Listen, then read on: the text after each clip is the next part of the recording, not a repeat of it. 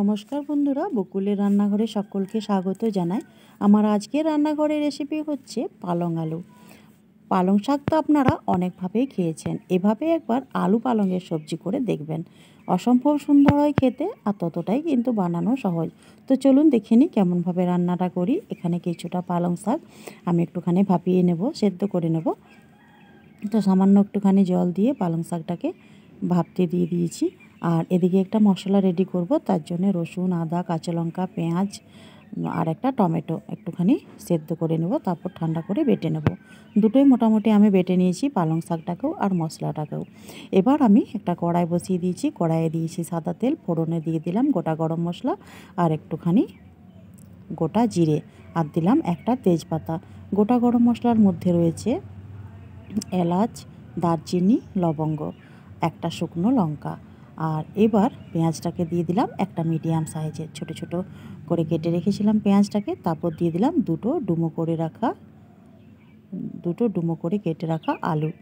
আলুটাকে আর পেঁয়াজটাকে একসঙ্গে ভালো করে লাল করে ভাজতে থাকবো, যতক্ষণ না আলুর গায়ে একটা রং ধরে আসছে। তো পালং শাকের এই রান্নাটা যদি আপনারা কোনো দিন না করে থাকেন, একবার হলেও করে দেখতে পারেন। এই রান্নাটার কোনো বিকল্প হয় না। পালং শাক কিন্তু বাজারে এখন অনেক আছে, যেহেতু শীতটা প্রায় শেষের মুখে, তবুও কিন্তু পালং শাক রয়েছে। তো আপনারা যদি বাজার থেকে পালং শাক নিয়ে আসেন, তো এই রান্নাটা করে দেখবেন, একদম পনিরের মতো লাগে। যেরকম আমরা পনির পালং খাই, ঠিক সেরকমই লাগে কিন্তু খেতে। তো দেখুন, মোটামুটি আমার আলু আর পেঁয়াজটাকে আমি ঢাকা চাপা দিয়ে ভেজে নিচ্ছি।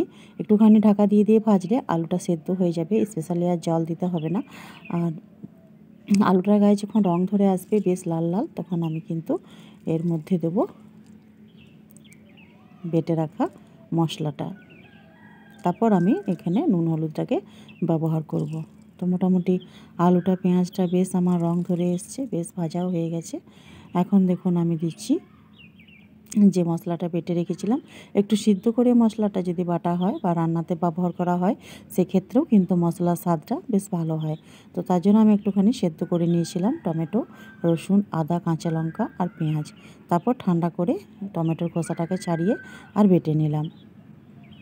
তো এবার মশলাটা আমি কষাতে থাকবো যতক্ষণ না কাঁচা গন্ধ যাচ্ছে। আর দিয়ে দেবো আমার ওই যে বেটে রাখা পালংটাকে, তারপর দিয়ে দেবো গুঁড়ো মশলাগুলোকে।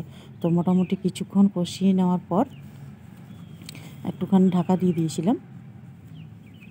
একটুখানি ঢাকা দিয়ে দিয়ে মোটামুটি আলুটাকে সেদ্ধ হয়ে যাবে। আর যে জলটা আছে, জলটাও বেশ শুকিয়ে শুকিয়ে আসবে। তো মোটামুটি দেখুন, জলটা আমার বেশ খানিকটা শুকিয়ে গেছে, অনেকটা কষানো হয়ে গেছে। এখন গুঁড়ো মশলাটাকে দিয়ে দিচ্ছি।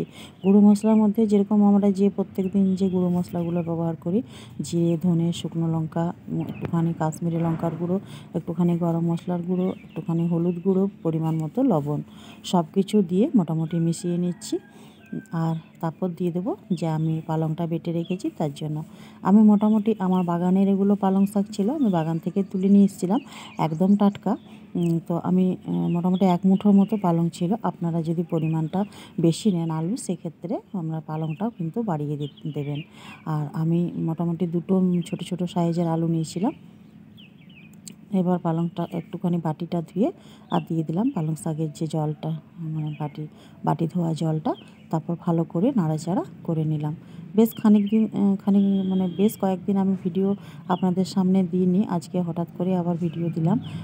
ব্যস্ততার কারণে বা আমাদের শারীরিক অসুস্থতার কারণে ভিডিও দেওয়া হয়নি।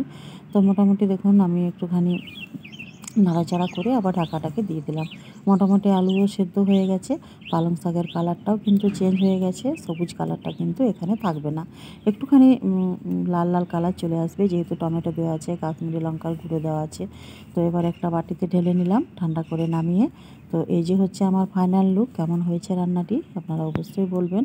আর অপূর্ব সুন্দর হয়েছিল কিন্তু খেতে। এটা গরম ভাত, রুটি, পরোটা যে কোনোর সঙ্গে কিন্তু দারুণ লাগে।